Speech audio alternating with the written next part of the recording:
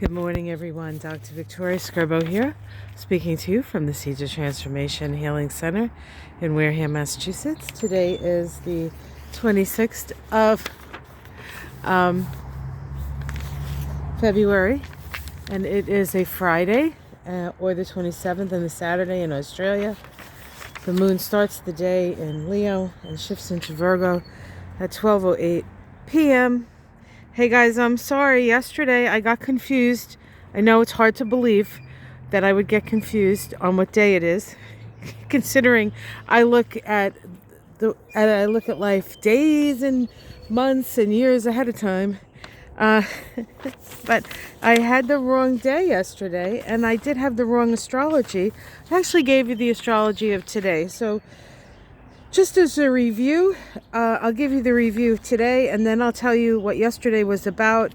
And actually, even though I made a mistake, it's not too bad, because most of the stuff that went on yesterday is more of a long-term energy anyway. It's not like a one-shot wonder. So for today, Friday, the 26th, or Saturday, the 27th in Australia, we have the moon, of course, moving into Virgo. This puts us in the mood to organize, to fix what is broken, to take care of those sort of mundane tasks that we don't always enjoy, but for some reason they get enjoyed when the moon is in, oh dear, there's somebody on top of my roof. They're still doing my roof. Just saw that. I don't know how those guys walk up there, quite frankly. God bless them. And protecting me.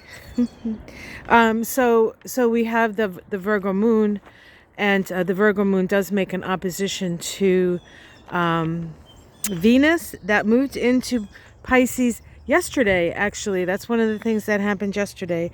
Venus moved into the sign of its exaltation. When any planet is in a sign of exaltation, it's really quite powerful, and the energy is really quite special. Venus in Pisces brings the vibration of love, which is the purview, I guess, of Venus, to the highest expression in compassion. There's beauty. There is a beautiful sense of placement with Venus in Pisces. Very empathetic, sympathetic sign for Venus. Sometimes Venus can be a little bit selfish and a little bit narcissistic, but when it goes into Pisces, it's a whole different story. It really brings out the best in Venus. We also, yesterday had a sextile between the Sun and Uranus. This is part of the synodic cycle of the Sun and Uranus. It's a yearly cycle. The Sun brings illumination. Uranus brings messages from our higher self. Uranus is the rebel. Uranus is the rule breaker, but more than the rule breaker, it's the paradigm buster. And so every year the Sun makes a conjunction to Uranus, in whatever sign Uranus happens to be in. We know that Uranus is in Taurus right now.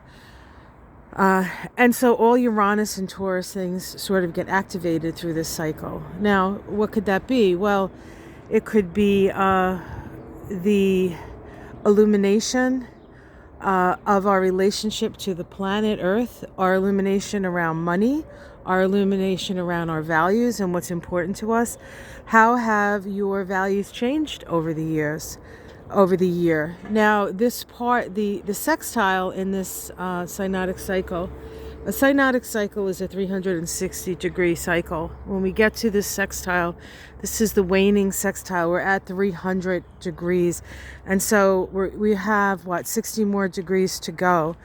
This is a mentally stimulating aspect that has the energy of Aquarius. So it sort of doubles down on that Uranian energy with this expression. And so we can find ourselves being more humanitarian. We can find ourselves instituting into society some of our illuminations and our realizations. So a very transformational time. And, you know, the aspect lasts for a couple of days. So even though it was exact yesterday, we're still feeling it. So revolution is in the air. Evolution is in the air. Humanitarianism is in the air. Help for those who need help is in the air. And let's just hope it lands. All right, guys, much love. Oh, let me take you into the office. It's not quite picked up, but we did put the floor down in my part of the office. So let me show you that. Now, it's a mess in there because there's still tools and stuff around, but all right. There is the floor. And this is my office. This is where I do my magic, my chiropractic. I teach in here when I'm able to teach. Of course, 2020, I haven't really been able to teach in person, which is, you know, kind of cool because I've had a lot more people that I could teach because of, you know, things like Zoom. But I do miss the personal contact. So there is the floor. And once I tidy this all up, wash the floor, put everything where it belongs, I'll give you another view of it. Of course, this was our workstation. Well, I should say our workstation. This was Michael and Alex, the guy who put the floor down's workstation. I just brought coffee and wrote the checks, which I'm good at both those things, I guess. Well, I've always been good at making coffee. I haven't always been able to write a check.